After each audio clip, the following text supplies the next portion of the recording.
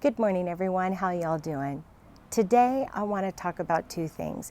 We are going to build or lay, if you will, a flagstone pathway. We're on the west side of our house, just by our front door. And we are going to open up, I'm not sure. We were thinking about doing the middle. I think we're going to do it here in the corner. Somewhat of a gate, if you will. You won't know it's a gate when you drive by because we're going to have it all accessible through the inside. Part of the reason is for years, I always have my kids walk the plants around and I'm on one side, either one or the other, and we're always trying to tiptoe around some of these plants as they're handing me stuff, whether it's soil, fertilizer, plants, tools. And I thought it would be a great idea if we did just a small flagstone pathway. And let me apologize in advance. I feel like I'm always doing that. If you hear noise, somebody I think is getting solar installed on their roof, maybe a new air conditioner, just catty corner across the street from us. The other thing I want to talk about is learning through failure. This whole flower bed is going to see a complete change this fall, and hopefully next spring there'll be some different plants here. I have always been nervous to tell people when I fail. I think we all struggle with that from time to time, but how do we learn the most sometimes is through failure. All these plants are doing okay, but they're not thriving. Take, for instance, my hibiscus. It should be much taller and it should be more prolific in its blooming. You can tell it has been blooming. We've had a grasshopper problem and I just don't know how to get rid of them. They've eaten my dahlias, they've eaten this hibiscus plant, they've eaten several things in my garden. And I think part of the reason why this is not thriving as much as it could be is it doesn't receive enough sun. Water issues can play a part of that. I don't want to get into the muck of we're not allowed to water but only 3 times a week. If I can, I'll put the schedule up so you guys can see. And even come October, that'll be dropped down to 1 time a week. We will only be allowed to water once a week. We have not had any rain since March. We did have some a few nights ago, and that was very welcome. The rain that we received, it rained almost all night long, and I think that was from the remnants of the tropical storm that came through. Another plant I want to point out is the plumbago. It's blooming, it's alive, but it's not where it should be. It should be fuller, it should be more of a bushy looking kind of a plant, but I think it's reaching for the sun. It doesn't get enough sun, so those will be gone. I probably am going to move this butterfly bush that looks a little misshapen.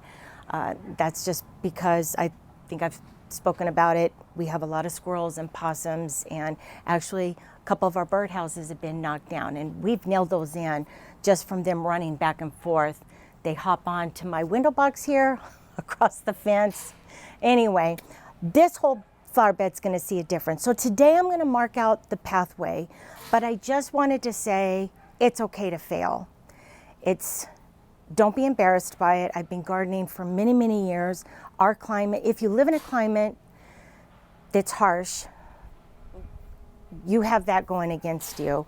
A lot of these plants, they want the sun, they like the sun, but they don't like our heat. We are going to be in the hundreds for the foreseeable future. It's going to be the end of August and we still have hot weather here, and I'm running the air like crazy, the air conditioning. All these plants can't always handle our intense sun. They can take some sun and they can take some heat, but ours is extensive and the heat is excessive and there's rarely a break from it. Hopefully I'm going to find a place where these get a little bit more sun. We are close to noon and these haven't had sun yet. So they will get sun I just don't think they get enough sun. And you can see the sun starting to shine over here. But the heuchera, these I will not take out today. I don't want to lose these, and I will wait till they go dormant. Same with the plumbago. I will not take those out until fall. This I might try to take out. If I lose it, I'm okay losing this one bush.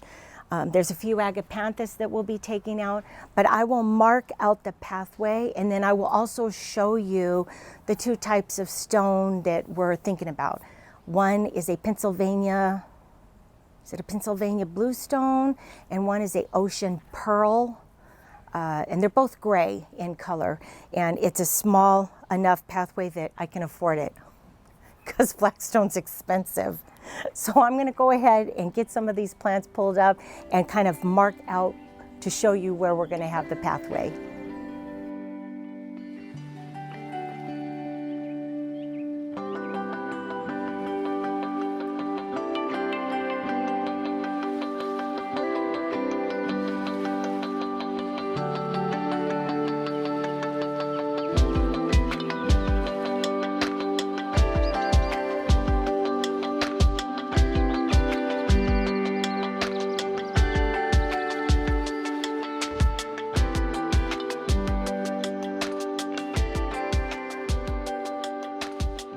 Imagine the hibiscus will be gone, probably the butterfly bush will be gone, and you can see we kind of watered it down so you could see it has an ever so slight curve. This will be a flower bed, but it just won't be hibiscus, and it will have either, again, it'll be Pennsylvania bluestone or ocean pearl stone. And I'll make sure that I put those up on the screen so you can see both of them. They're both a thick slab flagstone.